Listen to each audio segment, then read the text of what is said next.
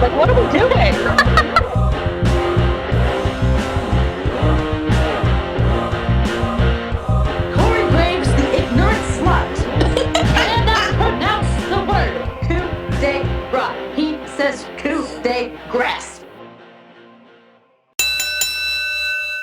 Welcome back to This is a Takeover. My name is David Hensley. I'm the owner and creative director of Long Walk Productions, and I am here to introduce your host, Shelby Death Ray Patterson. Thank you, David, and welcome to This is a Takeover.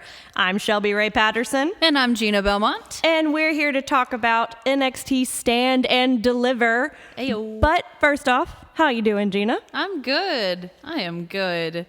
We are here. We are in Kayfabe Outpost 1. Yeah, we're back. We're back. And here to talk about a very interesting, which I feel like that's kind of been our setup for the past few times we've recorded. We've said, we're here to talk about something really interesting that we have thoughts about.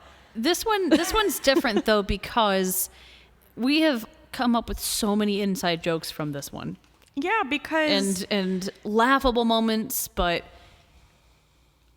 not always related to the wrestling. Well, so let's just get into it. Let's go. I feel like let's go. Yeah. Hey y'all. Hey, let's go. So I feel like, first off, this did not get its own night. No. This time It was poorly placed at 1 p.m. on Super Bowl weekend Saturday. You mean WrestleMania? WrestleMania. You just Super called Bowl. it. You just called it Super Bowl. It is the Super Bowl of wrestling. That's what Dog says. So yeah, it was on Super Bowl, as you Super Bowl, said. WrestleMania, whatever, sports ball, wrestling. I mean, it's the Super Bowl of wrestling, right? It is. I mean, they probably pay as much money, if not more. Well, probably not as much, like pretty close. I don't know how. I mean, the tickets are probably just as comparable. Yeah. Wouldn't you think? I mean, like for the actual event itself, like for renting out the space, for all of the pyro alone. I was just about to say the pyro alone. there is pyro at the beginning of the Super Bowl and maybe at the end when they're celebrating. There's pyro all throughout. I mean, everything. And if you're important enough, you get a crap megaton of pyro for your entrance. Right. So I would probably say more. Yep. But this, yeah, like you said, like it was 1 p.m. on day one of WrestleMania. Yeah. It was at a different venue, which I wouldn't expect them to be in the same venue as WrestleMania. Yeah, there's no way. They were in the American Airlines arena, which sounds like such a B-list arena. Unfortunate. Like, no offense to Dallas, but it just seems like compared to, you have AT&T Stadium where the Cowboys play, right? And it's huge. It's like shaped like a football. Like it's a big, huge deal, right? And it can fit 80,000 people in it. Can it? I don't know. I don't think it can. I think it can. I think that they just fudged their numbers. I'm pretty sure it was like 77,000 and it can really only seat like 60,000. I'm pretty sure that's correct. But yeah, so it was definitely not the size of that. And it was just such a, like the opening, the production quality of the opening video was so subpar from what we're used to. Like they literally had everybody standing in front of like a roll-up garage door, like where we are right now. And it was flashed up multicolored, like paint splattered and shit like they've been doing lately. And everybody was standing in the same position, same pose, and cutting the exact same promo. Yeah. Like it was verbatim. It was like we were back at FCW in promo class, right? Like everybody was standing and giving their best promo, and that was the video. And like that's what we start off with. So it can only go uphill from here, right? It's sure. We'll be optimistic.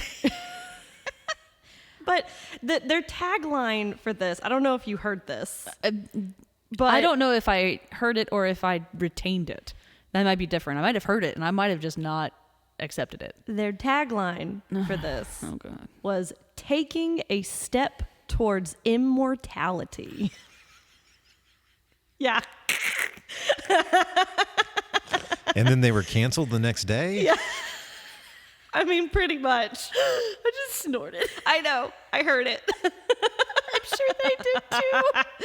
Yeah, that was their Immortality. tagline. Taking a step towards immortality. Oh my gosh. Yeah, and that was what was said at the end of the video package. And I'm I like, need a sip of my drink for that I one. get, I kind of get it if we're going for that developmental feel and we're going back to the way that it was before. Like, nobody paid attention to NXT back in the day. Like, it was just a place where people, like, trained before they were called up to the main roster. Exactly. Right? So, I guess the tagline makes sense because you're taking, like, by doing this, you're taking a step towards the main roster. Like, But the main roster being immortality. But that's the funniest part about it, Yeah. is that how many people were cut from their immortal spot. Oh, I understand that. Which I think that's the irony of it all, right? So It is what is called a cruel irony, like my dependence on you. wow. Oh, it's from Emperor's New Groove. Oh, okay. I can't do Izuma's voice. That's a very deep cut reference. Oh, it's one of my favorites. Oh, I understand. Yeah, But it's very specific. yes, Yes. which that is what I go to you for, is the specific I references. can find those. I can tell you exactly what happened on a random episode of NXT in 2017, but I can't quote Disney movies like you. And then I'm like, what did I just watch 30 minutes ago? When are my taxes due? It's great. That's how our friendship It's works. fine. It's great. So our first match was the North American Championship match, and it was a ladder match. So we have Cameron Grimes, Santos Escobar, Grayson Waller, Solo Sikoa, and your champion Carmelo Hayes. And the first thing that I noticed about this was not everybody got an entrance. No, there were two already in the ring. Mm-hmm. Yeah.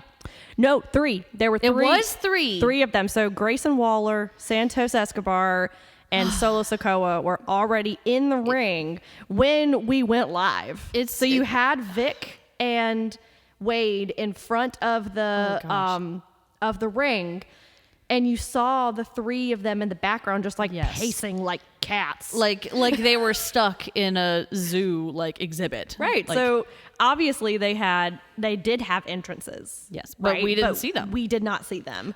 or they just literally there's a part of me that's like, but what if they were just told to go stand in the ring? And they might have. That would have sucked. I would have sucked, but I bet you anything they probably had their entrances.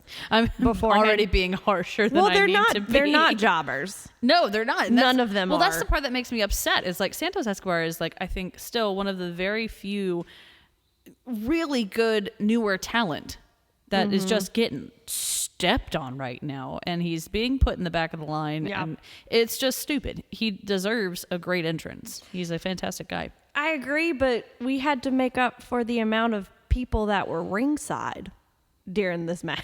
Oh, well, by that's the fair. not having as many entrances, Oh my right? gosh. Because so basically everybody, I think, except Cameron and Solo Sikoa, Yeah. they were the only two that didn't have lackeys on the outside of the ring. And they weren't necessary. No, they weren't. Whatsoever. They had like their spot kind of in the middle, And right? then- And They laid on the floor and waited until the end of the match.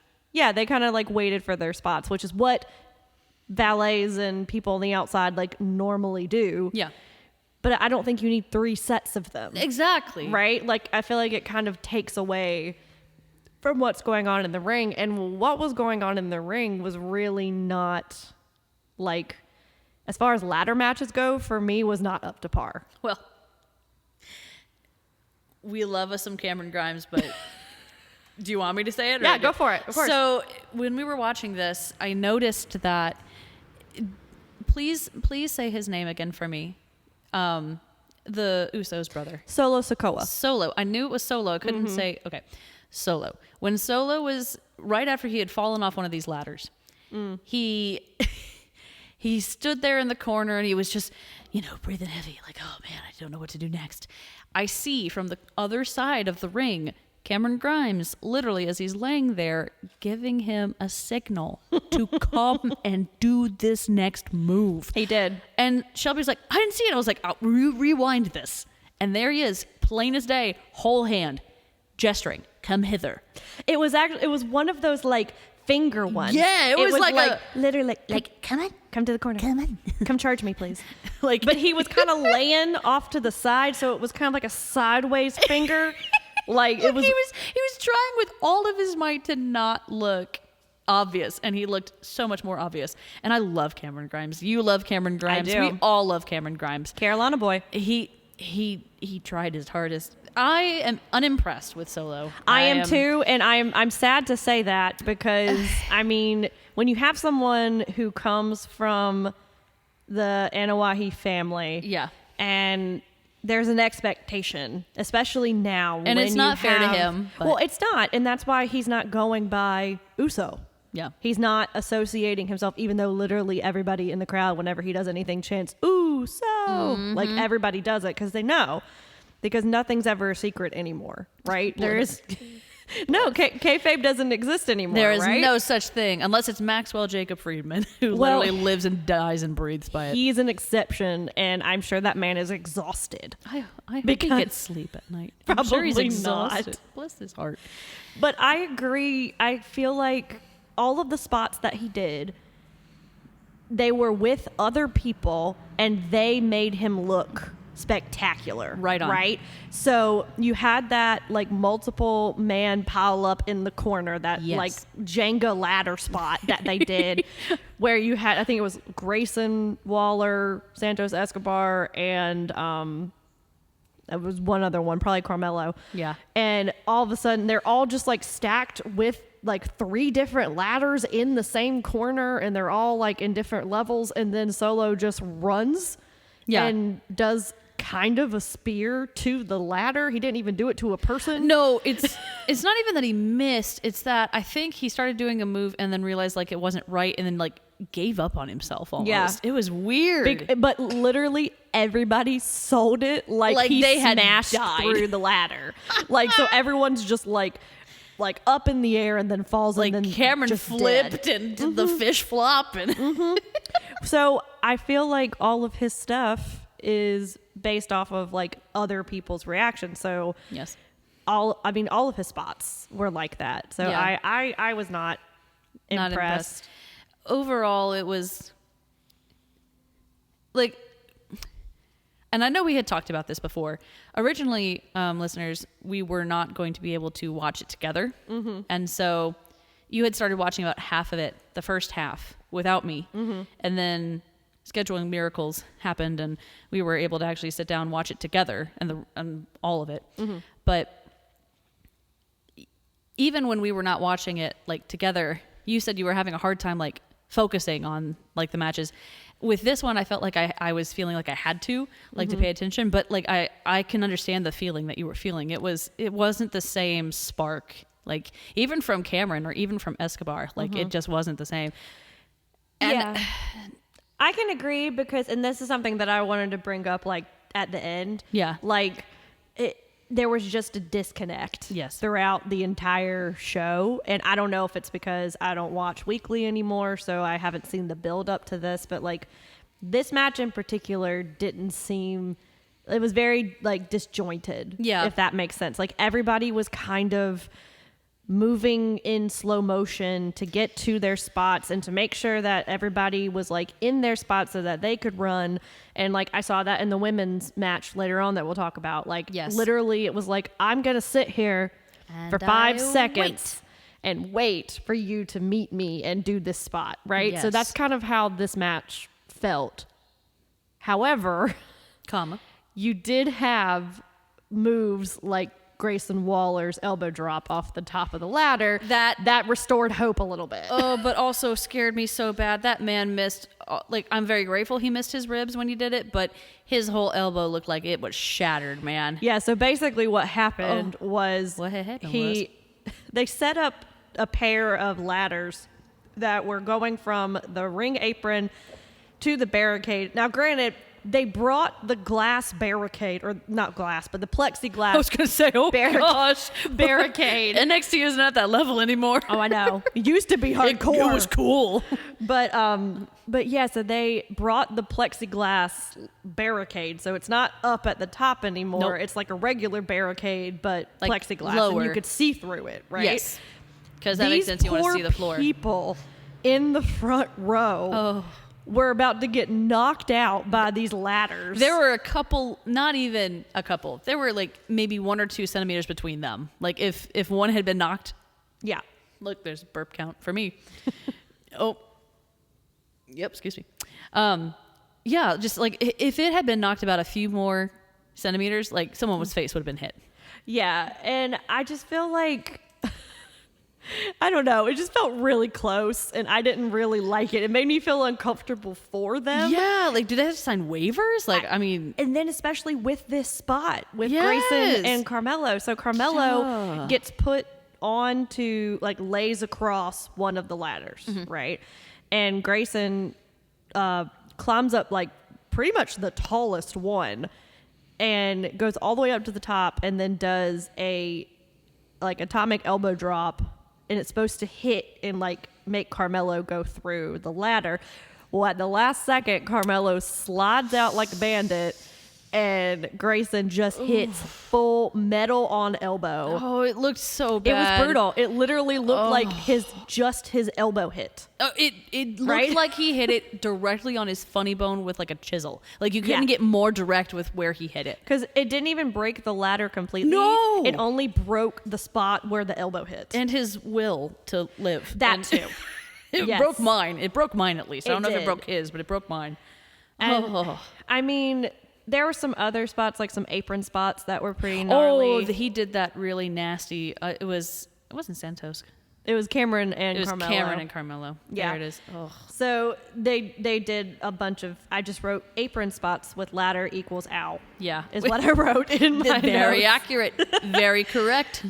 And I mean, so basically the finish on this is Escobar goes to the ladder, and Cameron, he goes for the ladder, but Cameron's like perched in the corner and does a cave-in on him, and then just races up the ladder and grabs the belt. Like la da da da da. Like, it was really quick, kind of Yeah. to the point where I wasn't really paying attention the first time. No. Because it wasn't even like a fury of people. So it was like No. you had Solo who did a move, and then you had Escobar come in and do something, and then Cameron came in, and then he ran up the ladder and grabbed Yeah, it. so I don't know if it was a choice or if it was just something that happened.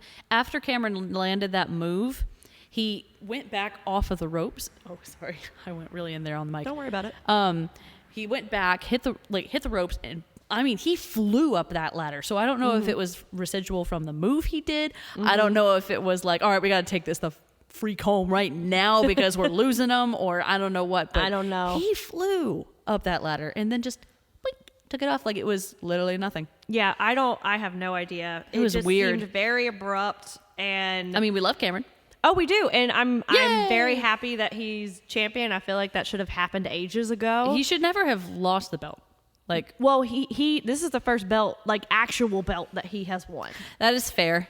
I did like him with the The $1 Million Championship does not exist. It was in another timeline that we don't recognize anymore because Ted DiBiase is not here anymore. Yeah, so No. so this is his But first yes, title, which he's- is great. It's fantastic. But it was, I don't He know. deserved a better match. I feel like that's like that's going to be what we say about a lot of these matches. They deserved better. They deserved better. And we recognize that. I mean, I gave it 3.5. I felt like it was I would have done 3. still fine. Yeah. There were definitely some spots that I was like, okay, that was good. Yes. And that was really cool. And those were Cameron and And Grayson, And- really. yeah.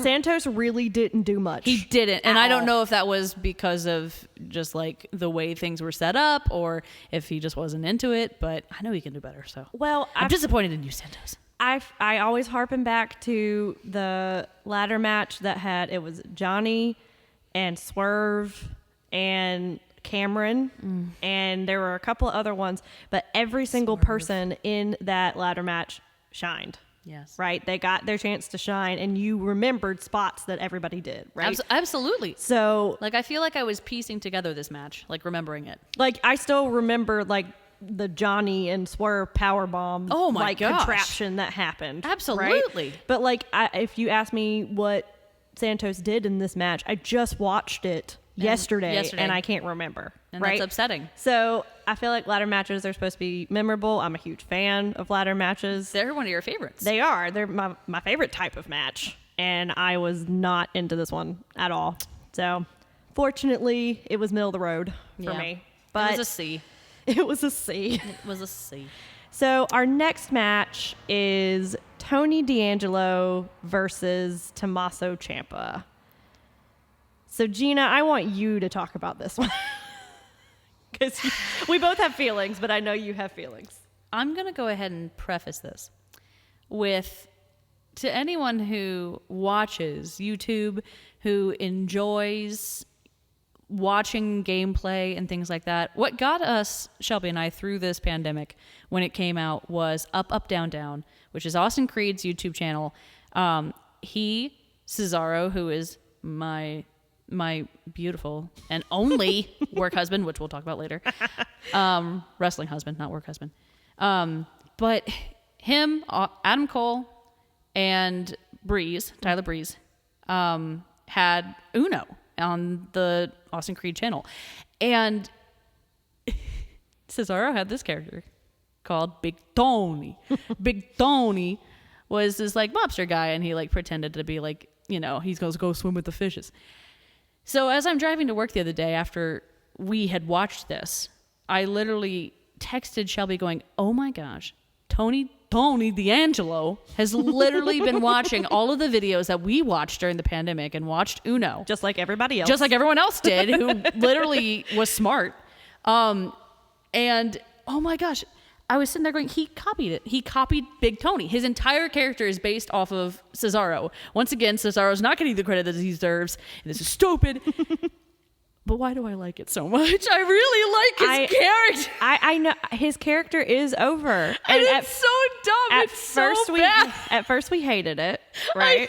We weren't a fan. It was so bad. And then all of a sudden it just turned a corner. It did. And I think it also helped that he definitely shows promise. Oh, for sure. He shows that he can do moves, that he can keep up, and that he's pretty flexible with a lot of different types of wrestlers. Mm-hmm. Not that he's had a lot of chance to do it, but I mean, getting a chance to go against Ciampa, who is very experienced, but now I'm sad again. Well, and I feel like they both did a fine job. Yes. Right? Like it was a okay match. I'm not going to say that it was great. Well, it's also the ending.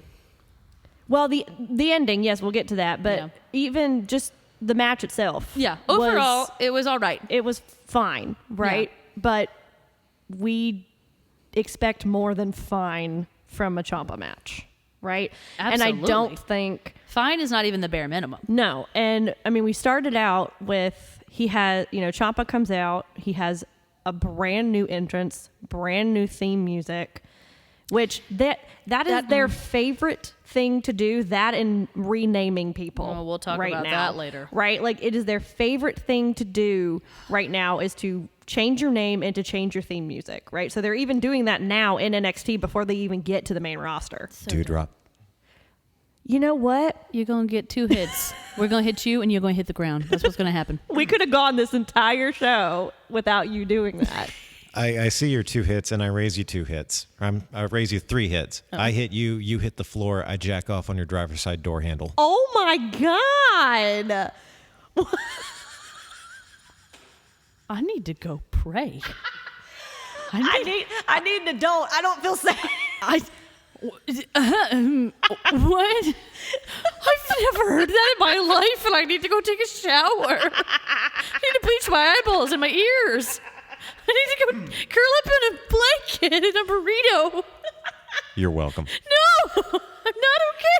Producer David, everyone. Thank you so much. I'm crying. Anyway. See, now you're broke, Gina. Are you going to be okay? Can we continue? I'm good. Okay. I'm good. Oh my God. So, he has his new, theme music. Oh, it's awful. It's not, okay, it's not awful. It's just not his theme, I think right? the music didn't even bother me. not as much as the graphics did. Was it the really oversized barbarian guy? And then the part that actually, because that already, like, I was like, oh, what is that? Right. The part that got me was, so, you know, there's the cut hole where they come out from. Right. But that back part of the back wall where they come out from, that's where his face was. It was tiny, minuscule in comparison to this stupid, horrible CGI barbarian that looks like it's from the Scorpion King. Like That is, that's it looks very exactly accurate. It really is. It looks like, you know how like on the regular pay-per-views, how they have those like really dumb, oversized CGI like monsters? Like they're floating in the air. Like ooh. Like the one for WrestleMania with Yes. Undertaker where it like literally his mouth was open and like the audience went through his mouth. It was so dumb. It was really weird. They're really not that well done, and I'm sure they cost like a shit ton of money. Minus the snakes. Okay, the snakes were really funny. RK Bro. The RK Bro snakes. The snake They in were a hat. pretty great. It was a snake in a He hat. was a snake in a hat and he was dancing. Like, it was pretty great. and he was playing with the other snake. Like, they were like Randy Snake was like, what are you doing? And the other okay. the RK Bro snake. Oh my god, the RK Bro snake, but that's Riddle's snake is like, hey, I'm in a hat. And he's like bobbing back and forth. That's the only one that was okay. Everything else is creepy. But that's what Especially it reminded. Taker's. That's what it reminded me of, Yeah. right? Except it was on the screen. But even lower quality because Absolutely, because like, it's NXT and it's NXT. developmental. I was just gonna say. But the video package that they did for him beforehand, I thought was really, Yes. really nice. Because the rumors are that this was Ciampa's last NXT match. And if that is true, that sucks. A right? lot. Because Because there's no way for him to have, not to say that Tony isn't an adequate wrestler. I think he is perfectly fine. I think he's But definitely on the way of getting better. I think so too, but I don't think that anyone on that roster was maybe Carmelo, maybe Cameron, or if they were doing anything with him, maybe Dexter, because they were the ones that are still kind of left from the original era. Well, Carmelo's not, but Yeah, I just like him. He came in literally by a string. Yeah. Like he was within the last 2 weeks before everything went down. I mean, he was a jobber. and then came out of nowhere. Right. So once the switch happened is I think But- when he got it. But I don't feel like anyone that is left on that roster is up to par with who should have been his last match in NXT because they're all gone. And that's the thing. So this is the part that confused me. And I genuinely asked you this because when it started, like the package obviously showed like, you know, everyone was watching like Ciampa and like, you know, giving the Yeah. obvious respect. So I was like, oh, he must be leaving. Because of the match and how it ended, I assumed he was literally like he was not coming back at all to WWE. Right. I assumed that because of the outcome that obviously they were trying to bury him.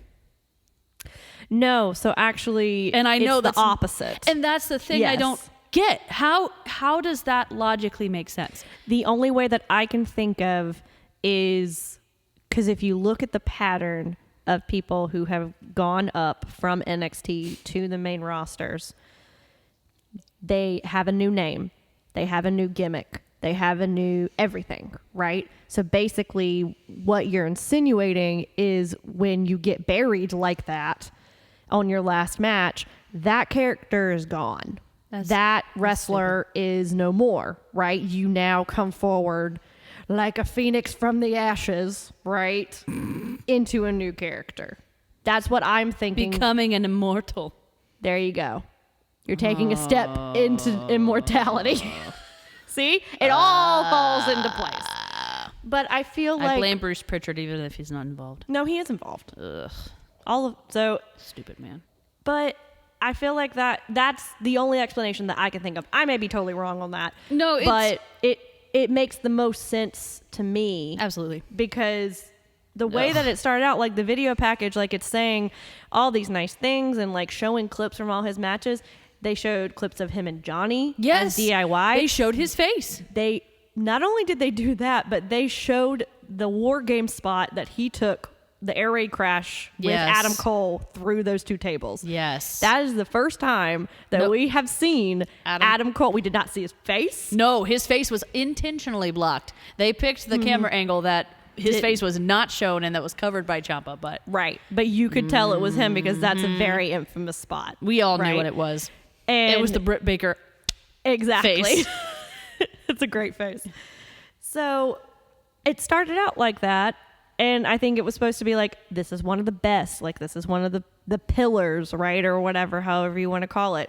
And then as the match goes on, you can kind of tell that he's doing basically a farewell tribute, right? Because he does all his old moves. He started to do other people's moves too. I mean, the entrance alone, he comes and does a fist bump to both Vic and Wade, and then grabs a water bottle that's on the commentary table, goes up on the apron, and does the Triple H spot with the water bottle.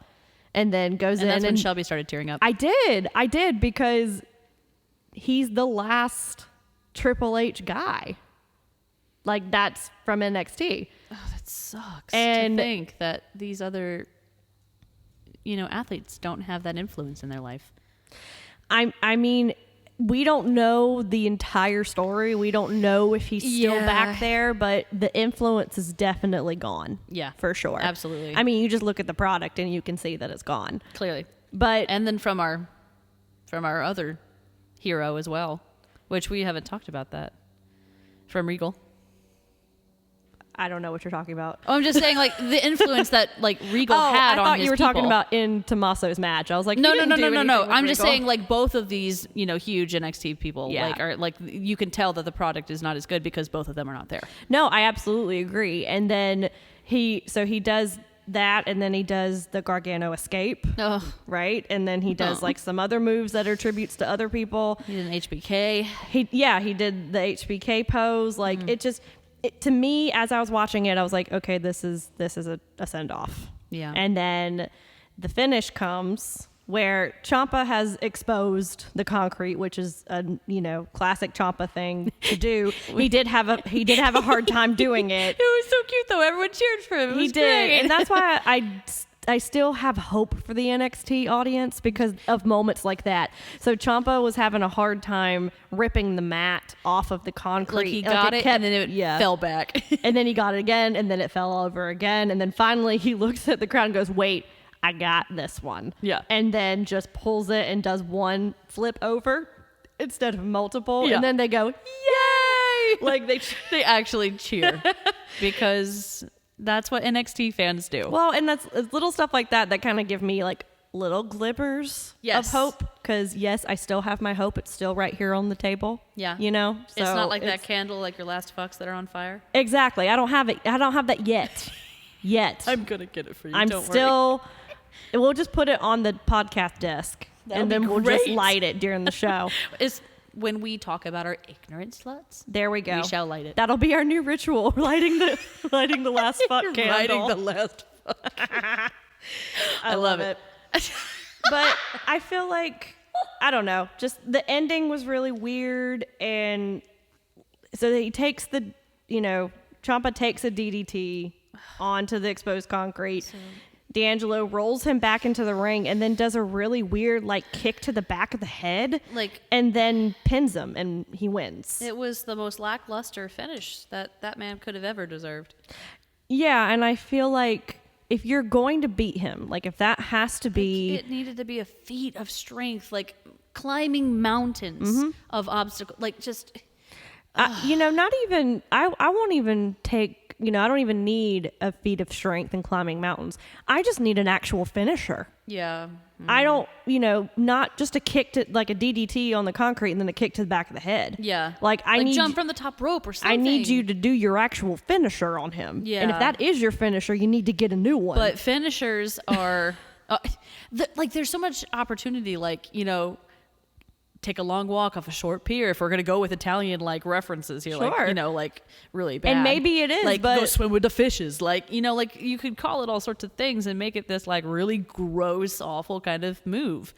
But no, we're gonna kick him in the back of the head. and maybe it is called Sleep with the Fishes, but we don't know because commentary doesn't call moves anymore. Oh, which we did talk about. You know? Also, I didn't mention this. Vic Joseph looks like he needs whatever David's concoction was the other night that he had from his medicine that he was telling us about.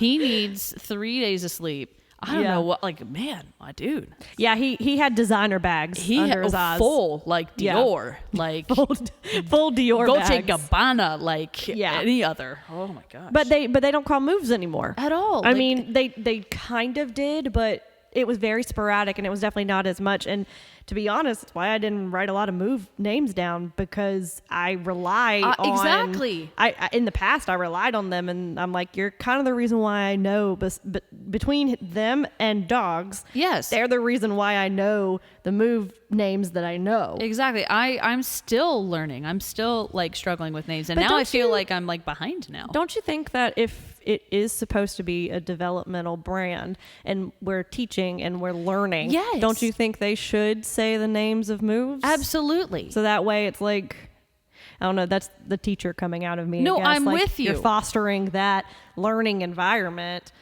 Like, I don't know. It just doesn't seem, it seems unless like an they're unnecessary thing to cut. Unless they're insinuating that therefore the actual like announcers are also developmental and they don't know what those are, even though they clearly do. Exactly. Like that's how I feel when I hear sure. that. Yeah. Like that they think that they need to be developmental too. I mean, yeah, I guess that makes sense. I hate it.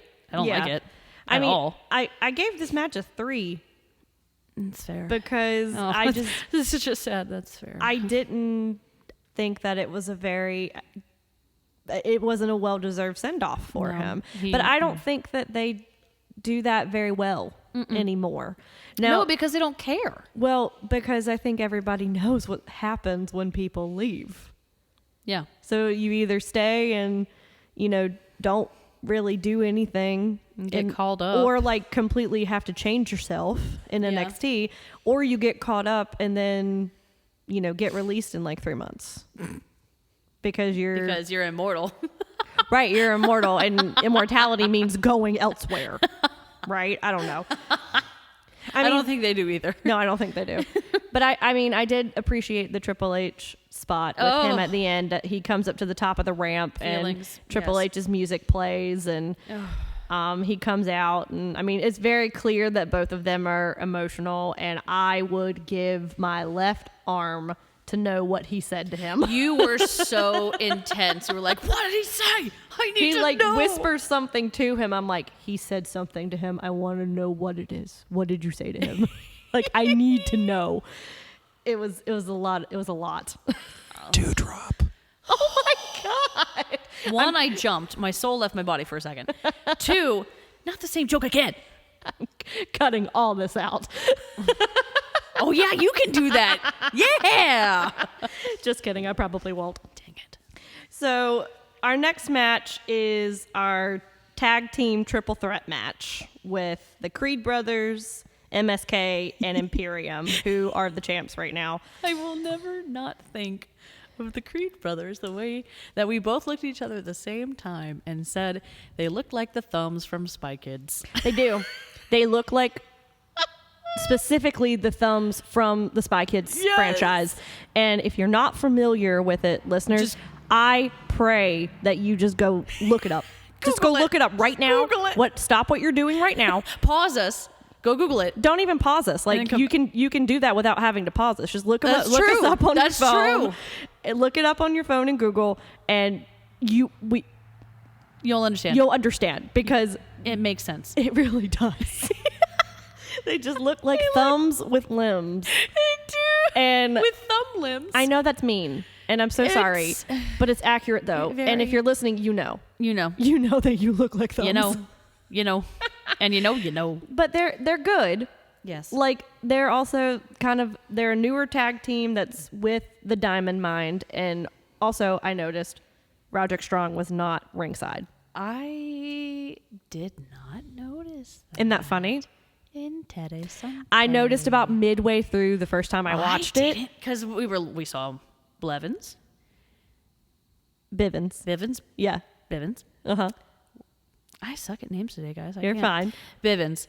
And his beautiful little towel. Oh, the Creed towel. Creed towel. Which somewhere Austin Creed is like, did someone say my name? He's literally like, man, I could have had a towel. It was the tiniest little towel. Well, like, I mean, he would have a better towel. And then he'd use it to like shake his hips with. I know that, but the towel that I'm talking about was very tiny. It's like even smaller than like that. You know that like famous Pittsburgh towel? Oh, It's yeah, even the terrible smaller towel. than the terrible towel. It's even smaller than that. So it was him and Ivy that were ringside, but Roderick was not Nowhere there. to be found. You're And right. again, maybe that has to do with story that we just don't know about. Yeah. But I thought it was very interesting. Very. But I like the Creed brothers. They were part of my ESD last time.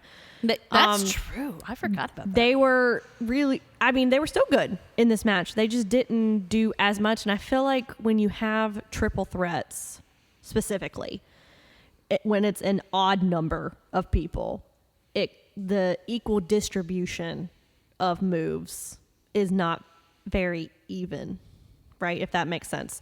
So like you really kind of focus on 2 out of the 3. And I kind of felt like the Creed brothers were the odd man out in this one. Yeah. Well, because you had a lot of action back and forth with Imperium and MSK, which I could watch Fabian Eichner and Wesley in a singles match all day long. I would too. Only if they gave them back the Imperium music. I screamed. I actually screamed, what the hell, out loud. Yeah. When they started playing some knockoff,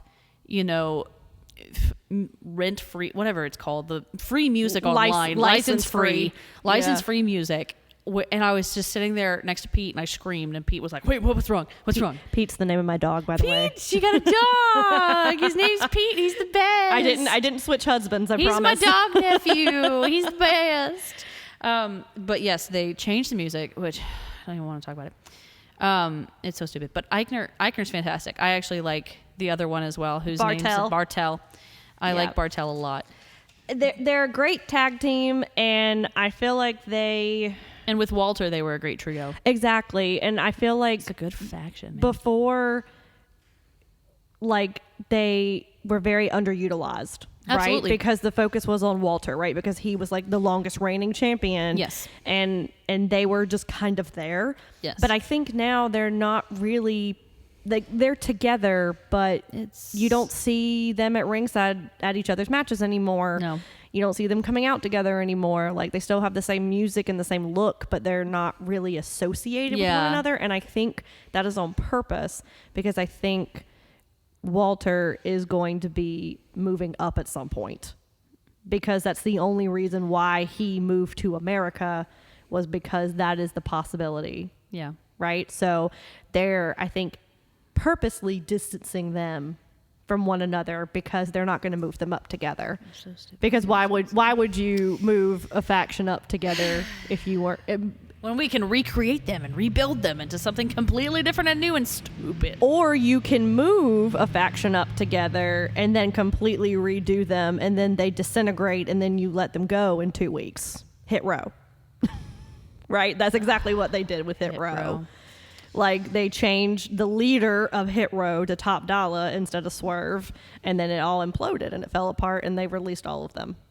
Gosh. So would you rather have Bartel and Eichner stay and just become their own thing, or move up with Walter and potentially just get released? When you put it like that. Like, I feel like that's kind of everybody's, like, those are your 2 options. And it sucks. For everybody. You either stay and get repackaged, or you move up and get repackaged, and then you're potentially released because you're more in the mainstream, quote unquote, right? So you're able to be seen more. So I know, but this is the reality that we're in at this point. Yeah. Right? So this is going to be really interesting, because we're going to have to talk about this. I didn't know when you wanted to bring it up. I wanted to bring it up toward the end. because this match really, I mean, it was good. It was definitely by far the best match of the night so far. But we have MSK, Yes. who is a great tag team and has been a great tag team from the get-go. Very, like, just great chemistry along with incredible movesets. Yeah, like even watching this match, like they were so had a good. blast watching them and Imperium work together, and then Yes. just them in general, right? Nash Carter and Wesley together are a great tag team. And so MSK wins. They win back the titles Yes. from Imperium. It was actually a really, really good combination tag team moveset. It was awesome. Like French kiss, like chef's kiss. Mwah. Like first pop of the entire night that I had Yeah. was watching the finish of that, right? And then the next day, we find out that Nash Carter has been released from WWE. And we are completely shocked because we're like, Floored. what are you talking about? They just won the tag team titles last night. Like, what are you talking about? Well, And then we find out that the reason why, now again, this is all alleged. We are not, nothing is confirmed at this There's point. been no court cases. Or But anything. we have basically, him and his ex-wife had a very rocky latter part of their relationship. They were not living together at this point, but after they won the tag titles, she released on Twitter a series of photos of her battered and bruised face, and basically insinuating that this man beat her. And I'm not going to say that he did or he didn't, because I am not one to say that. No, But it's not our place to say it anyway. WWE released him regardless. Now, I think that we could sit here and we could speculate all day long. Did he do it? Did he not do it? I don't think that matters. No, not at all. No. I think what matters here is, one, if that is the case, then WWE actually did the right thing Like, what a concept. and released someone who could be potentially dangerous. And two, what's going to happen not to Nash, but to Wes? Yeah. Because He has such potential. he does. And I think that this could be a natural jumping off point for him for a singles career. And I think that he is going to do fantastic with that. I just hate that now what's going to happen is These Wes titles. is also no longer a tag team champion. So he relinquishes the title. He has to relinquish the title. Even though they earned it. Well, he earned it. And he didn't do anything wrong. No.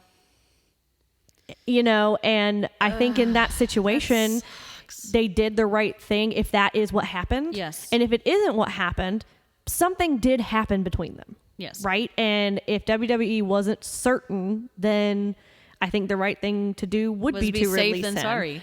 And there have been instances where they didn't do that. And that definitely wasn't the right thing to do. So, but in that situation, you end up with someone who now is going to have to flounder for a little while. And then now they're probably going to have another tournament to figure out who's going to be like the new tag team champs or something. Like, there's a part of me that sits here and goes, like, this is an opportunity for them to address it without, you know, being so blatantly obvious about like what was going on and things like that. Like, Right. but I have a really bad feeling they're just going to bury it under the rug and then just, he's going to they're- show up somewhere else. Like, he's literally Yeah. going to like tweet out saying like, due to unforeseen circumstances, I have to relinquish the belt, blah, blah, blah, blah, blah. And then he'll come back somewhere else as a single, like coming to interrupt another person's match. Oh, absolutely. I mean, he's going to show up somewhere else.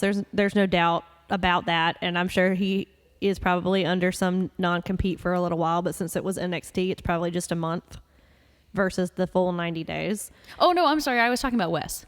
Oh, I thought you were talking No, about... I'm sorry. I'm talking about Wes. Oh, well, for Nash, I do think he's probably still going to show up somewhere. Someone's going to take him. Yeah. That's just kind of how it works, right? He may be blackballed for a little bit, and I'm hoping maybe he is, if that is what happened. Yeah. But I think like you said with Wes, they're probably not going to talk about it because No. would you want to talk about it? Yeah. Like, would you want that to be brought up and to have that kind of hanging over your singles career? I just, if it happened, I would hope that every other company would not. I agree with you. Would not. I don't think it will happen. I do think that most would. I think someone's gonna take them. Yeah. I mean, It if may they not can be one of the take- big ones, but it will be somewhere, and he'll work his way back up. But Yeah.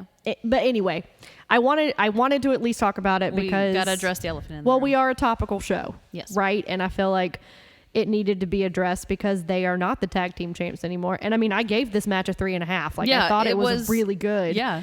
But Like almost 4, in my opinion. yeah, that's unfortunate. It is. But It's we rough. will see as time goes on what actually happened, and hopefully we'll get some real answers. And Yeah, not just bickering back and forth on the internet. and I hope that both of them figure it out. And I we'll hope that just leave it they're- at that. Yeah. Gonna be okay. So we move on to our next match, which is the women's title match, which is a fatal 4-way with Cora Jade, Kaylee Ray, Io Shirai, and your champion Mandy Rose. And I'm very glad we have this uplifting part of this because especially since we ended that last. yeah, take us to the light side, Gina. I don't like the direction that they have put with Mandy Rose. I don't think you like the direction they have where it's just look at my boobs. Yeah. Look at my boobs. She walked out with just straight bra. Like just Yeah. a straight push-up bra and some other it had a little bit of like a crisscross on the front to somewhat secure them. No, that But was not that even. was It's all decor. decoration. It's decor. That was up at the That was collarbone. That was wasn't the going to excuse. support Their anything. support. Yeah, sure. But whatever. So y'all know that I have, had a wrestling husband. That was on commentary. That was on commentary. Wade Barrett was one of my first wrestling husbands. Mm-hmm. And this stupid man starts commenting on Mandy Rose's body. And I was literally sitting there with Shelby and I said, look here, we're going to have to go to some counseling if he's going to keep publicly making these statements when we are very obviously and clearly in love and married. He's going to have to start revoking some of these statements. I know he's working, but these are getting too real. I mean, they have to have someone who is the thirsty commentator now that Corey Graves is not there, right? Oh my gosh, I don't want to even think about that makeout session from WrestleMania. Well, not even just that. I'm talking about like the pervy way that he was like lusting pretty much over Mandy Rose, like when she was on the main roster. Yeah, no, it was awful. It was to the point where it was kind of uncomfortable. And I remember specifically when Renee Young, now Paquette, was on commentary back then. Oh man, and she would rake him over the coals, him a new one, being like, "You are saying really creepy things, and I don't think you should say them." Like we're all sitting there going, "Yeah." She's sitting right here, and then of course they took Renee off of commentary, and then brought her over to developmental. well, no, that was Beth. Oh, Beth, that's right. So sorry. Renee just wow. left. Wow, Renee, like I can't today, y'all. You're fine. I can't. But yeah, so he was saying some very thirsty things. He was, and it was like you can clearly tell. Like all joking aside, you can clearly tell someone's in his ear. Like they have been told like You have to amp up the sexy. And it's like we had this conversation. Sex appeal is not a character. No. It is a physical attribute that some people can like enhance or add to, and then there's some people who choose not to, and it's what they are given, when they're born. It is not a character. Boobs and butt do not speak. Boobs and butt are not anything other than being beautiful, which they are. Right. They're lovely, but they're not. No, it's not. No, It's not a character trait. I understand your point, and I ask you sincerely. Oh, okay. ask you sincerely, what are six-pack abs and pecs? Well, That's fair. Well, yes, that is fair. But there's more than that for their characters, though. Like, I'll give an example. Like, one of the guys from NXT was Tony Nese from a while back. Yes. Tony Nese, I literally, like, he looked like Superman. He literally looked like Superman. Like a 10-pack. Oh, yeah. Yeah. But he at least, like, his looks, it was not like he was walking into the ring saying, I'm sexy, and that's it. Like, he came in, he was the bad guy. He loved to, like, shit on other people. He would go in and, like, mess with other people's stuff. He would be like, I mean, he wasn't good. He wasn't the best wrestler that they had at the time. But, right. But there was still a character with the body. Well, and I will say for men, you have very few wrestlers whose character trait is, I am sexy and that's all that I am. Yeah, like, that's Johnny Bravo. You do have that, but to me, that isn't interesting either. No, neither of them are. Like you had the... God, Dogs is going to rake me over the coals for this. Oh, gosh. It's not Razor Ramon, but it was the same guy. It might have been Razor Ramon, but he was a bad guy, but he was just like the sexy guy. Yeah. Right? So that worked in a way. No, sorry, Val Venus. Oh, that was his name. there we go. That was his name. There I we knew go. it wasn't Razor Ramon. You got it. There we go. I got there. Sorry, Dogs. I Hey, got there. I'm not doing so hot with names. You're just fine. No. So it was Val Venus, and he basically just came out in like almost nothing, Oh, right? gosh. And like women just went completely wild for him. And I think it worked because he also could wrestle. Yes. Right? And that's Mandy the other part that's annoying. cannot. She can't. And Dogs, you can say all you want. She cannot. She cannot. And this match proves it. Did you write down the time? I didn't write down the time code. I will personally text you the time, and you're going to understand when you get this text how awful this move was that she does. But anyway, we're going to go and backtrack a little bit. Well, so basically the move that we're talking about for clarity is Mandy picks Cora Jade up to do a suplex. Like one of those that you hold the person up for like 5 seconds. Their feet are in the air. And then you do the suplex boom. over, right? So Cora Jade, for those who don't know, is probably like 95 pounds soaking wet. Like, right? like having been like soaking in like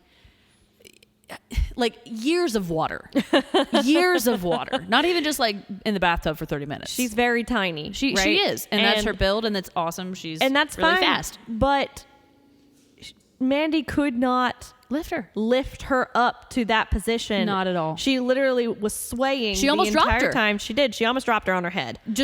Oh. And there were a couple other moves that she did that were very similar to that. Like there was another one where there was a spot in the corner where she had to pick up Cora again and throw her over her, and she almost didn't get her over her own shoulder. It was awful. Like it was awful. Cora had to do like some real overcorrecting to be able to actually flip and land on her side, not even her back.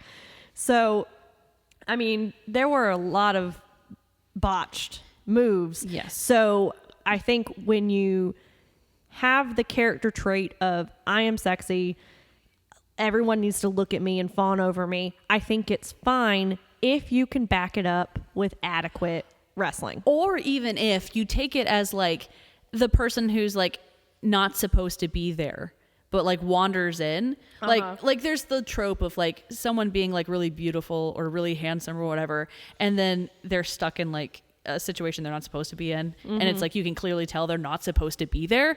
Like if she did it almost comedically, like being bad comedically, I feel like that could even almost work. Yeah. But because she's trying to play it straight, like I am beautiful and I'm the like baddest. I'm also the baddest. It's like it doesn't work and it won't work. And so this is where I was getting frustrated at that point, because it's obviously like she's not working well.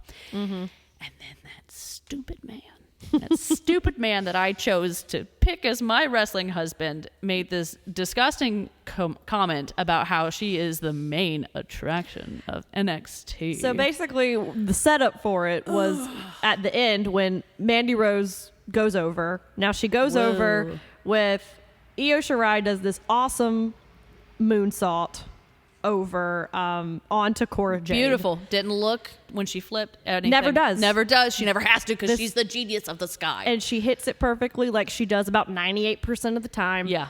And she hits it and then kind of gets up on her knees and is kind of disoriented a little bit. I'm dizzy. And then all of a sudden Mandy runs out, hits a running knee, and pins Io for the win.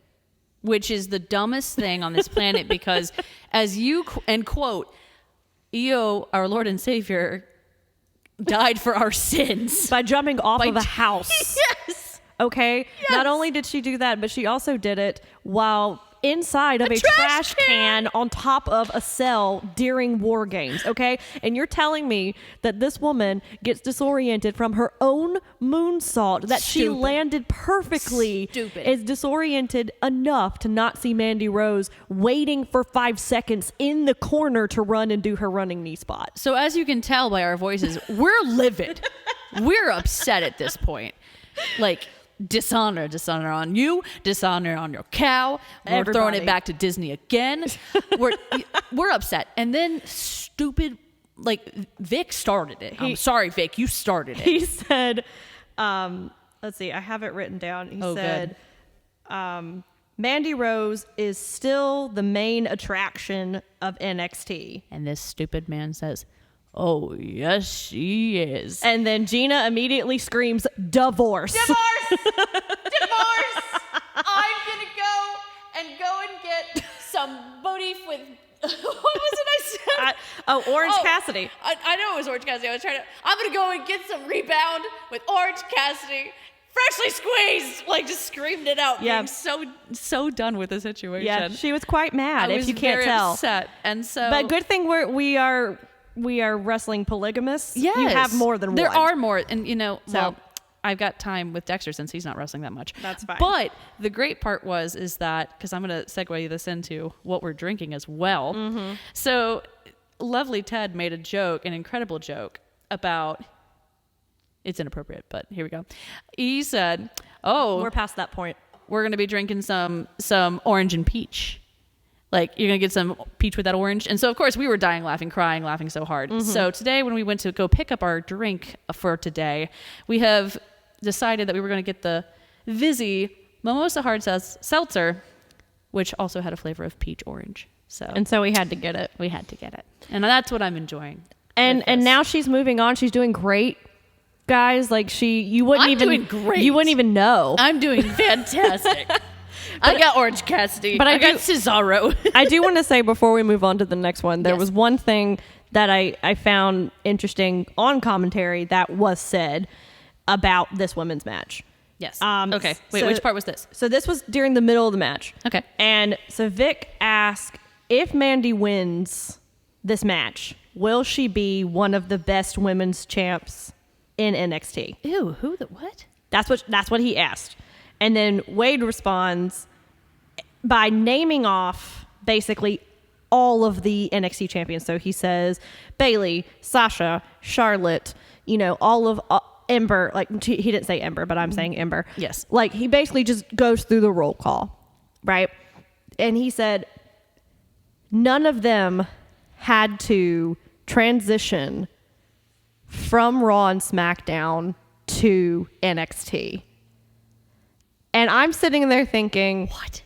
Is that true, for one? Because you know how they like to make those type of statements. Oh, just right? carpet blanket statements of just what the hell. And I thought about it and I'm like, well, no, because Charlotte beat Rhea at WrestleMania 2020 And then for the Yeah. NXT title and Came came back. and did a run for a little while. Oh my gosh, They are can't trying even so hard to erase Charlotte's run in NXT just completely. Oh, well, And- it's your own fault that it happened. And two, I don't know if that is necessarily a good thing, right? Because if you're saying that NXT is now developmental and people only need to move up from there, if you come down, so basically Mandy, Dolph, I'm glad you said AJ, it. I was gonna right? say- When you have these Robert people Roode. who come down, they're now coming down to a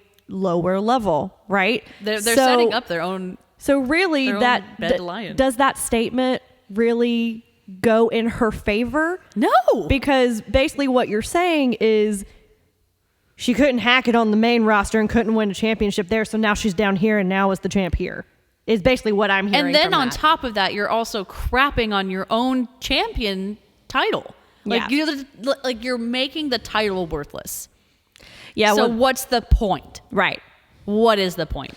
And I mean, I gave this one a 3-2 because I'm giving it a 0 only because of Wade Barrett. well, but that's my own personal that hurt doesn't feelings. have to do anything with the wrestling. No. EO was lovely as per usual. Kaylee Ray was lovely. Kaylee Ray, poor man, she deserves more. I know, like we Everybody- that's spent our entire time talking about tagline Mandy of this one. Rose, and we didn't. I mean, I can't sit here and go through all the No, good Kaylee stuff Ray, that they Io did, Shirai, beautiful. Cora Jade, she's adorable, I guess. but sure. Yeah, let's go with that. I mean, she's plucky, right? she's green, but she's That's not doing a word okay. that a lot of people use to describe things nowadays. So I like that. We should Yeah. bring that back. Plucky. So our next match, because I'm going to skip over the segment that was in between these matches, because that was the Index and Persia and Duke won, and they won. Index won cutest couple, so yay for them. Cool, they made out. It's fine. So we have, I'm going to say it and I'm just going to keep laughing. Do it. Gunther versus Stupid. LA Knight. His name is now, for Walter. those of you who don't know, Gunther is Walter.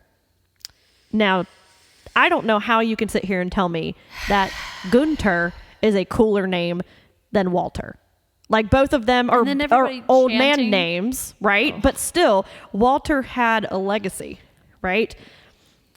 And the main thing that I kind of want to talk about with this match, because this match was fine. Yes. It was good, Yes. right? Yes, But it was a good match. what I feel like they're doing by changing his name, because what they're basically doing is they're changing his name only.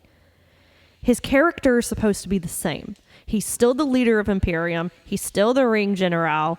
Like, he's still quote unquote Walter, right? Yeah. But now he's going by a different name. And to me, that makes it hard for whatever his actual name is. I don't know what his actual name is. I'm just going to call him Walter because that's how I know him. Yeah. It's harder for Walter to get over when you can't even acknowledge the accomplishments that he has done under that name.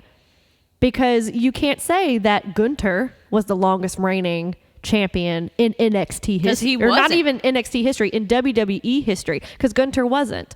You can't say that Gunther is the leader of Imperium because he's not. Walter was. Right. So basically this entire match was them just glossing over everything that he's done, and There's just by changing his name. And I feel like this match would have had a lot higher stakes in it if LA Knight was going against Walter and not Gunther, yes. right? Because Gunther doesn't have anything.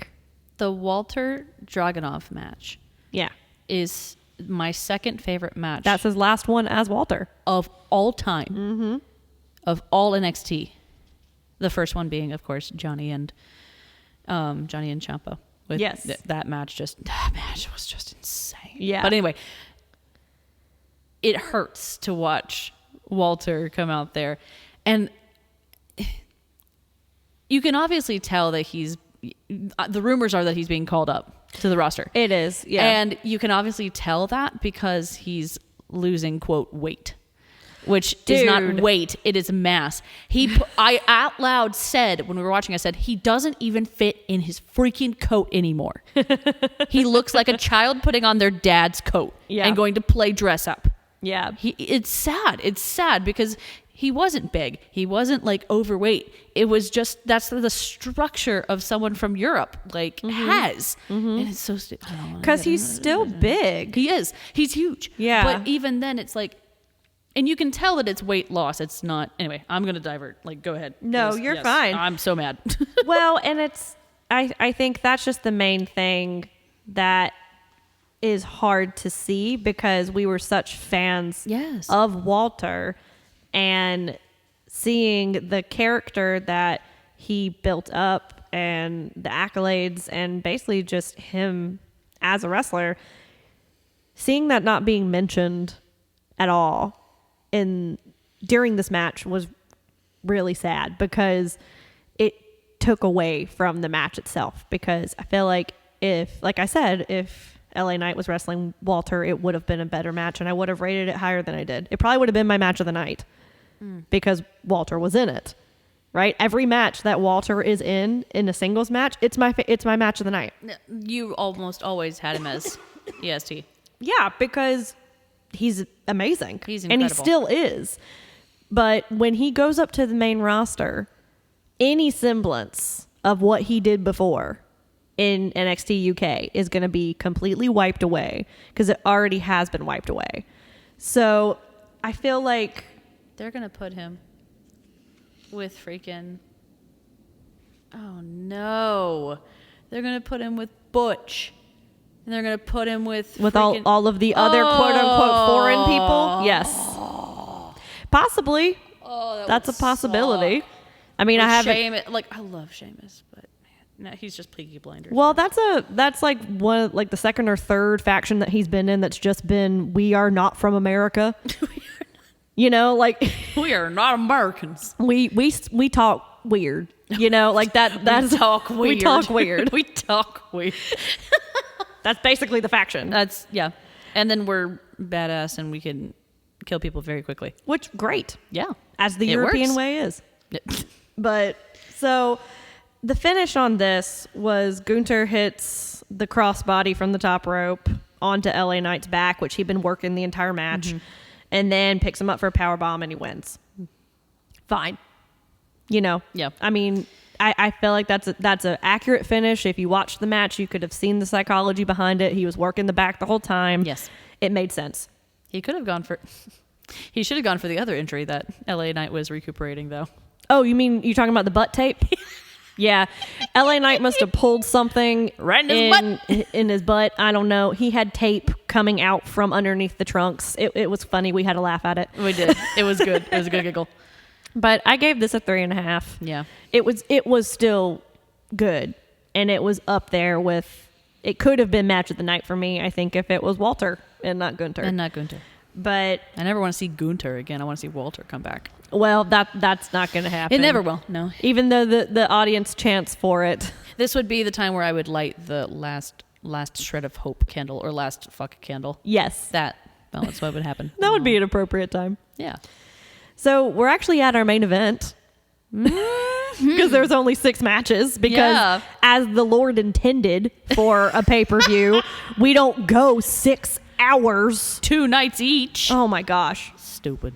Anyway, if you want to hear more about that, listen to This Is a Work. Yay! Because they did a really great episode Dogs on and it. Chris, yay! So this is our NXT Championship match with Braun Breaker versus Dolph Ziggler, which Dolph Ziggler Why? is the NXT champion. Why? Because here's my theory on this. I think NXT, people who are in the writer's room or producers of this show, are seeing who watches this show, right? And it has come out that the demographic for this show is a 62-year-old man, okay? Which is hilarious because this is supposed to be the show for the kids, right?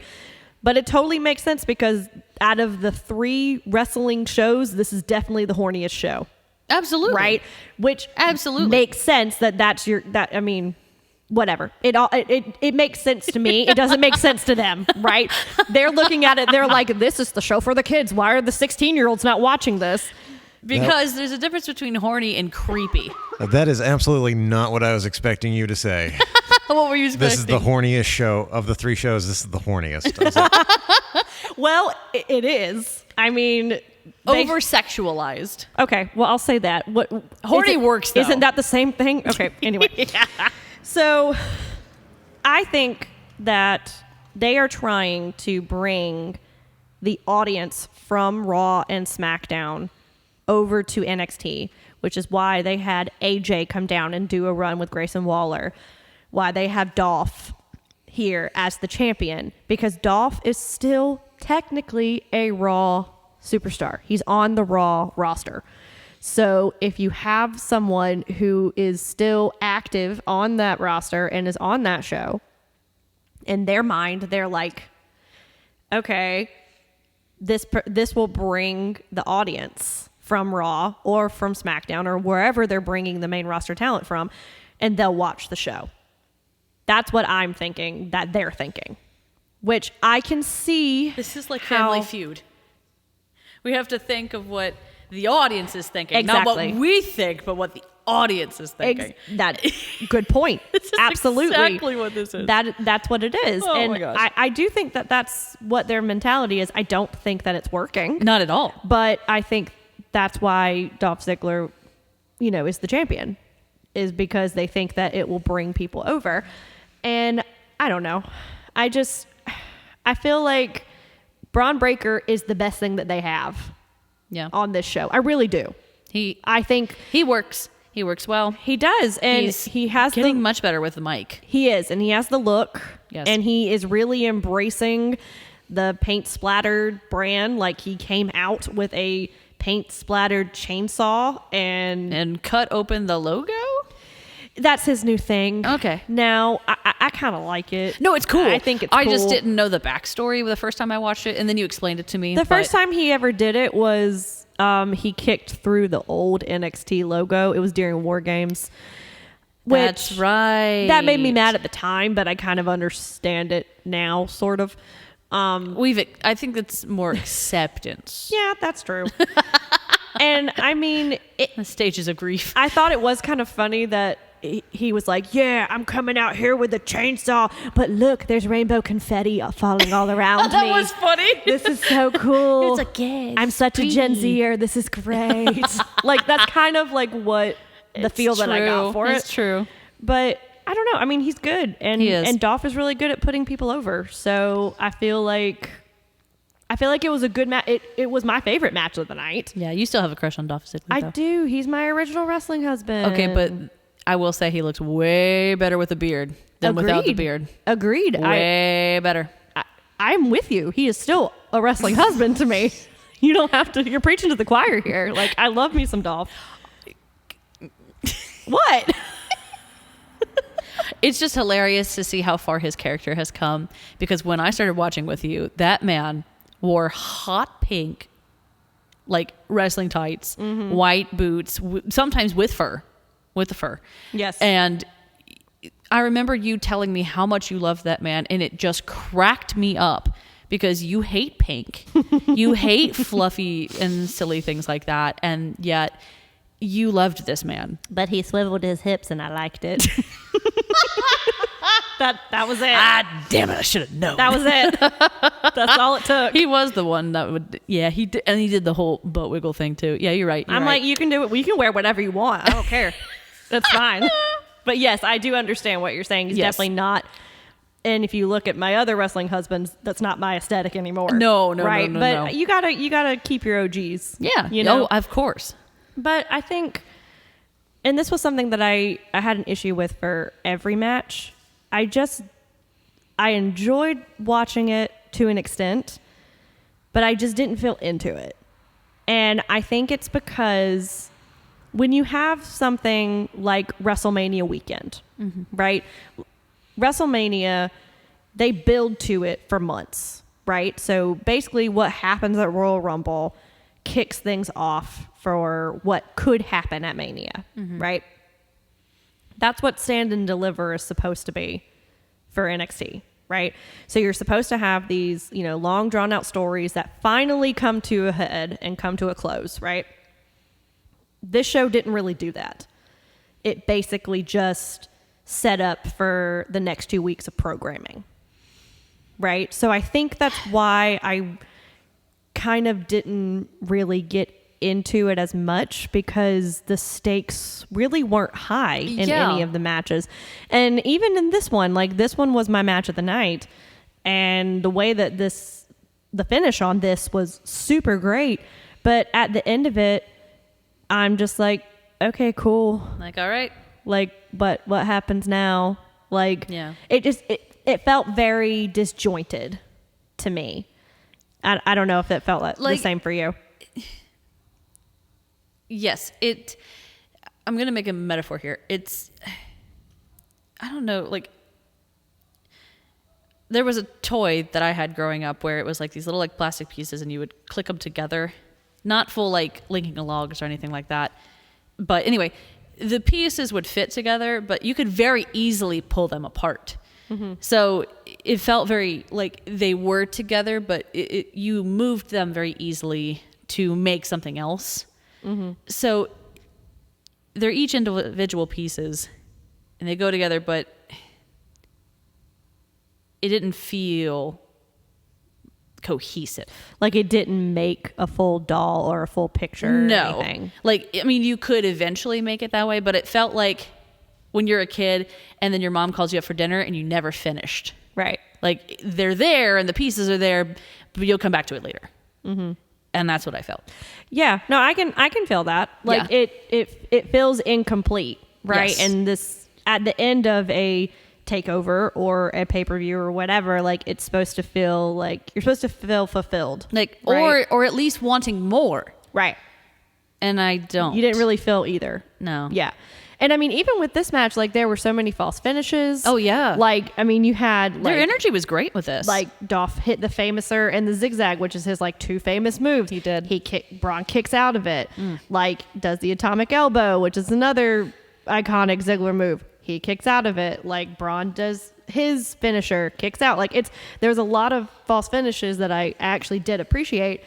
And the way that it ended was Robert Roode comes out after being ejected and pulls Ziggler away after Braun hits his finisher, which I'm like, first off, disqualification?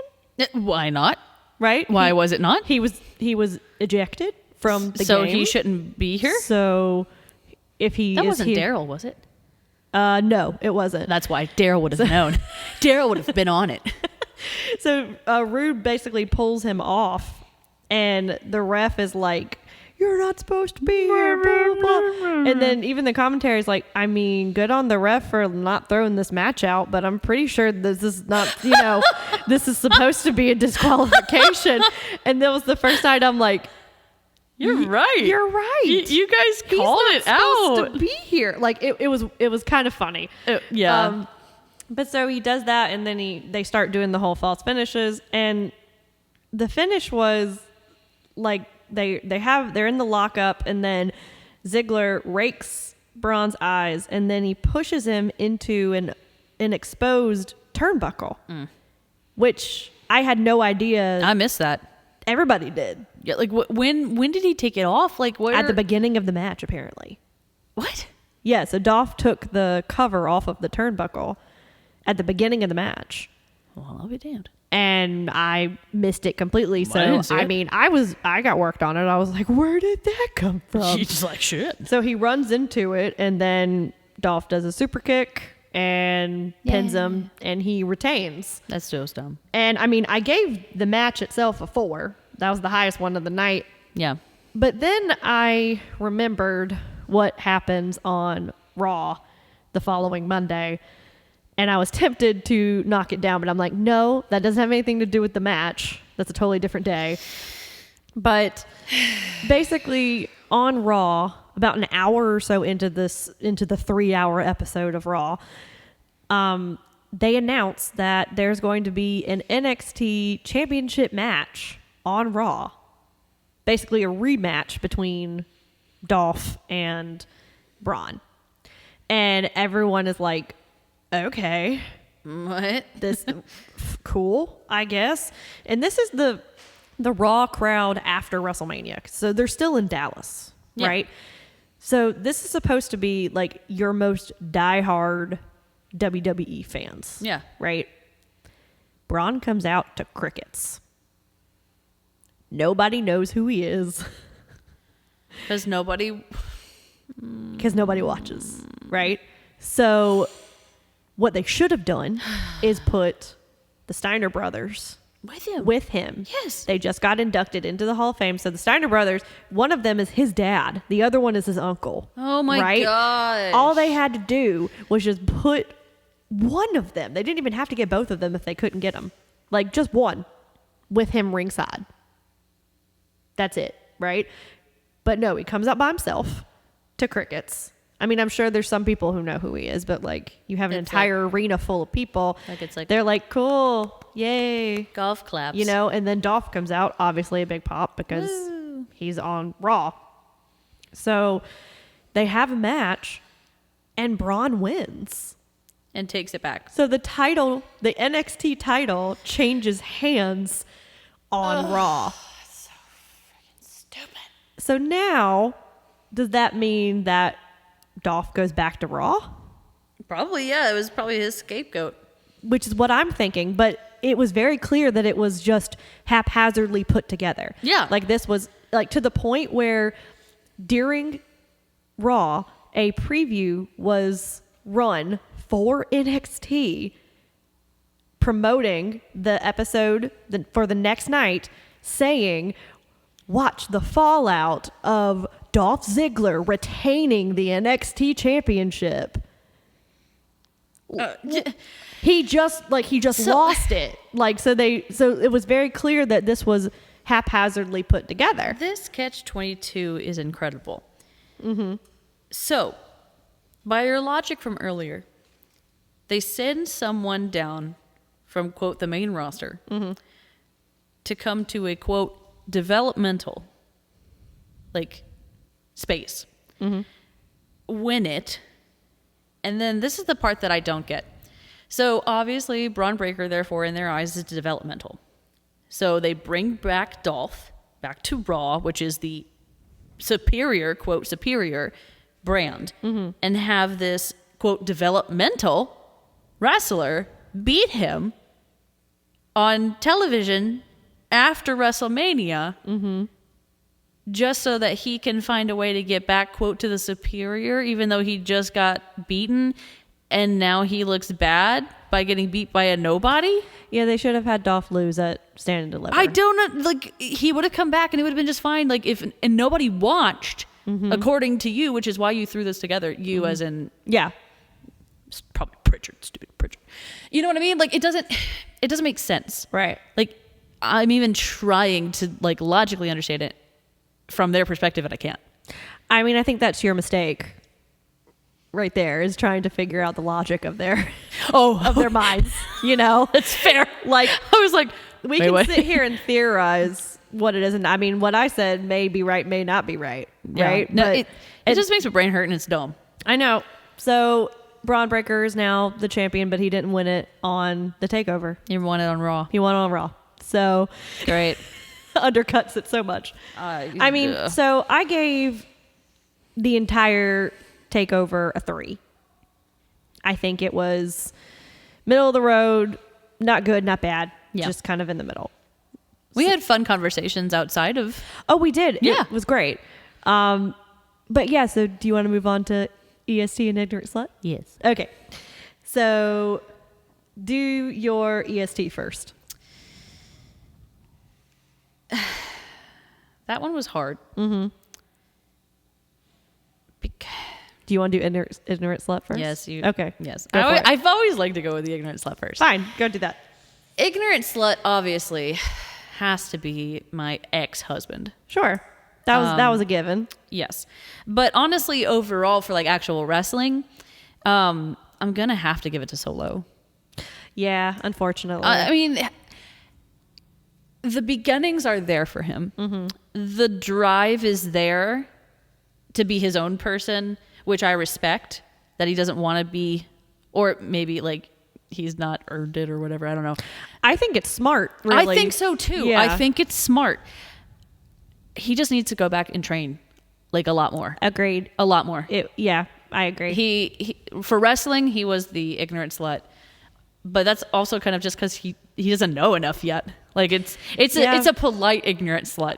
It's not a you're an ignorant slut because you're a bad person. It's you're an ignorant slut just because you literally don't know. Right. This is a lesson, Solo. You know, Yes. you just got to learn. Sometimes Don't worry, it's not a harsh critique. It's just go learn some more and then we got you. It's just a critique. Yeah. Yeah. It's all good. Well, Who was your ignorant slut? it was Mandy. I'm sorry, and it's not even just because of the whole sexy thing that we talked about earlier. No. I can get past that, but if you can't do the bare minimum in my eyes, then that gimmick doesn't work. Yeah. And it's just annoying to me. That's fair. Right? So she was definitely the weakest link in that entire match, and that included Cora Jade, who is only 20 years old. And Okay. and so young. So, ugh, and the fact that she no. retained that's frustrating. even makes it more frustrating, right? So I think she has regressed since coming back to NXT. Wow. I do. I think she has, because when Well, she you was know what? on the 'Cause- main roster, I Oh. actually enjoyed her matches. Well, you know why? I'm gonna say something. Because she was with Sonya. I was about to say, yep, She was with Sonya. That's true. Just put her Sonya was so good. in a tag team. It'll be fine. She's just fine when she has someone with her.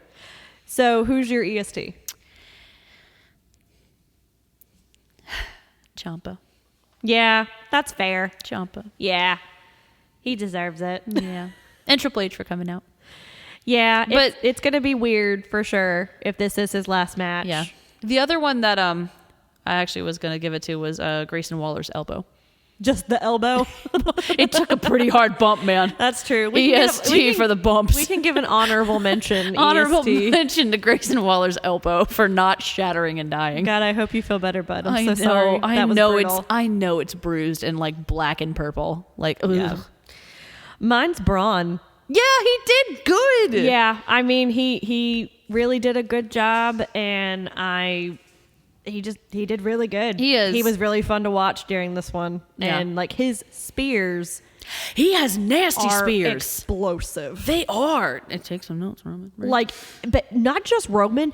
Anyone who ever does a spear, just go watch Braun Breaker. He knows how to do it. He knows how to do it. Like, it looks brutal. Dolph looked like he got snapped in half a couple of times. Dolph has some also really incredible reactions, Oh, that's but I fair. think it was a combo of both of them. He has incredible spears, and Dolph reacts beautifully to any and all pain that he receives. Yeah. So, I mean, I think overall we enjoyed it. I hope that if we do go back to this 4-a-year, format and just have a lot of themed episodes, I guess that would be fine. Yeah. But I think with this one, it definitely didn't have that big fight feel that WrestleMania had.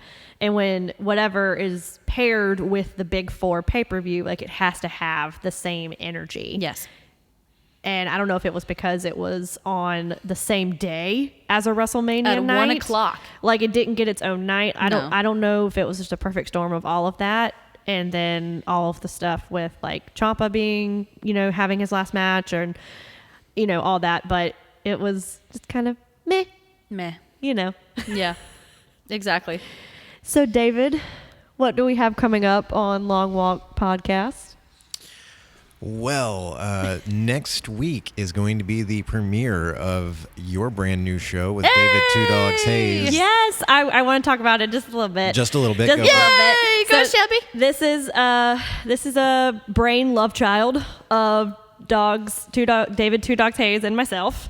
We came up with this idea. The show is called This Is a Rewind. And basically what we'll be doing, it's not going to be a topical show. So meaning, like, we're not going to be following what is going on in the wrestling zeitgeist at the moment.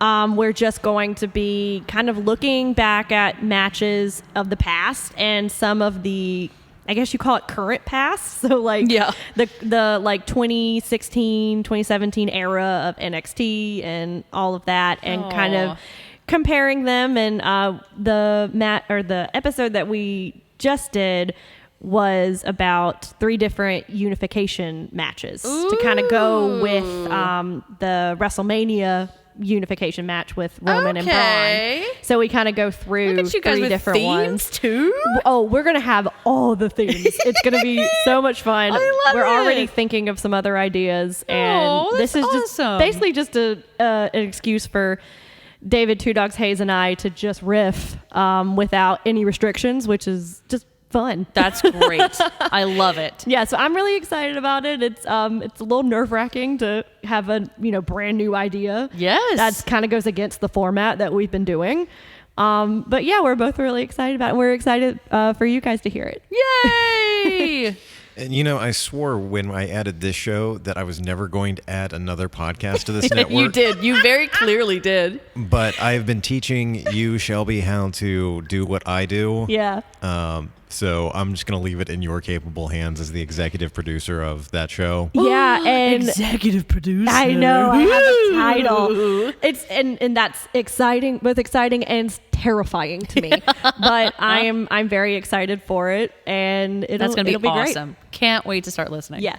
And then coming up at the end of April, we're going to be finishing up our first part of the Perfect Tens discussion, the last of Stan's films with Old Boy, a Korean drama that is very fucking heavy. I haven't watched it in about 10 years. And There seems to be a theme with his perfect tens. they're all very heavy. Yeah. Yeah. I mean that tracks for him. It really does. Yeah. Well, you're in for a shocking swerve when we get to Chris's 4 because Oh, he's I going can't wait. next. Yay! I Very, can't wait. very different from Stan's. That's lovely. So that's it. So next week, this is a rewind, and then the next week, Long Walk Talks. Awesome. Yep. So Shelby, if people want to follow you online or reach out to you online, where can they do that at? Well, if you want to follow me personally, you can follow me on Instagram at SlayAllRay. And if you want to follow This Is a Takeover on Instagram, that is This Is a Takeover and this underscore. I can't talk either. Words What are the hell? hard, man. So it's We've used them all. They're this done. underscore pod on Twitter. All right. And Gina, what about you? When I ever am on social media other than TikTok, because I'm addicted and it's awful, you can find me on Instagram at Broadway_baby1218. And yeah, I occasionally look at the Twitter that is on for our podcast or for any other form of Twitter. So yeah, no Twitter for me. Yeah. No Twitter, please. No. I'm Twitter. only on to promote these shows. And that's it. I don't And even I- have my own account, which you can follow at Long Walk Podcast on Twitter. Yeah. Thank you for that, You're Shelby. welcome. And if you want to follow me personally, the best place to do that is on Instagram at DB Hensley. If you want to keep up with Long Walk Productions, you can visit us online at longwalk.us or search for Long Walk Productions and Long Walk Podcasts on Facebook. To see more of our original work or hear past episodes that are no longer streaming, you can follow the YouTube links in the show notes. Thank you very much for listening, and if you enjoy this show or any of the shows on the Long Walk Podcast Network, please make sure to leave us a rating and a review on whatever platform you're listening on. All right, that'll do it for us tonight. And thank you so much for listening. For This Is a Takeover, I'm Shelby Ray Patterson. And I'm Gina Bellmont. And you don't have to be called up to the main roster. You're doing fine where you're at.